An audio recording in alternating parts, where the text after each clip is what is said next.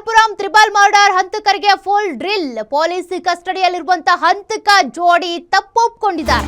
ವಿಚಾರಣೆ ಹಾಗೂ crime scene recreation ವೇಳೆ ತಪ್ಪೊಪ್ಪಿಗೆ.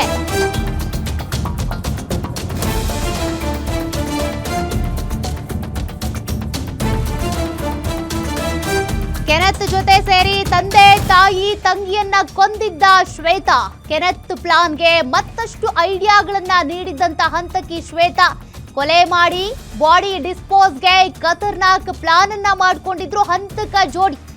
ಆರೋಪಿಗಳನ್ನ ಕಸ್ಟಡಿಗೆ ಪಡೆದು ಸಾಕಷ್ಟು ಮಾಹಿತಿ ಕಲೆ ಹಾಕಿರುವಂತ ಕಾಕಿ ತಂಡ ಇಬ್ಬರಿಗೂ ನಾರ್ಕೋ ಅನಾಲಿಸಿಸ್ ಟೆಸ್ಟ್ ನಡೆಸೋದಕ್ಕೆ ಅಂತೇಳಿ ಮುಂದಾಗಿದ್ದಾರೆ ಪೊಲೀಸರು. ಪೊಲೀಸರ ಕೆಲ ಪ್ರಶ್ನೆಗಳಿಗೆ ಗೊಂದಲದ ಹೇಳಿಕೆ ಕೊಡ್ತಿದ್ದಾರೆ ಶ್ವೇತಾ ಮತ್ತು ಕೆನೆತ್. ಹೀಗಾಗಿ ಮತ್ತಷ್ಟು ಮಾಹಿತಿ ಕಲೆ ಹಾಕೋದಕ್ಕೆ, ಸುಳ್ಳು ಪತ್ತೆ ಹಚ್ಚೋದಕ್ಕೆ, ಆ ಪರೀಕ್ಷೆಗೆ ಅಂತೇಳಿ ಚಿಂತನೆ ನಡೆಸಿದ್ದಾರೆ. ಸುಳ್ಳು ಪತ್ತೆ ಪರೀಕ್ಷೆ ಸಂಬಂಧ ಕೋರ್ಟ್ ಅನುಮತಿ ಪಡೆದಿರುವಂತಹ ಪೊಲೀಸರು, ಆರೋಪಿಗಳ ಒಪ್ಪಿಗೆ ಪಡೆದು ಸುಳ್ಳು ಪತ್ತೆ ಪರೀಕ್ಷೆಗೆ ಮುಂದಾಗಿರುವ ಪೊಲೀಸರು. ಕಾರಣ ಇಬ್ಬರ ಹೇಳಿಕೆಗಳಲ್ಲೂ ಕೂಡ ವಿಭಿನ್ನತೆ ಇದೆ.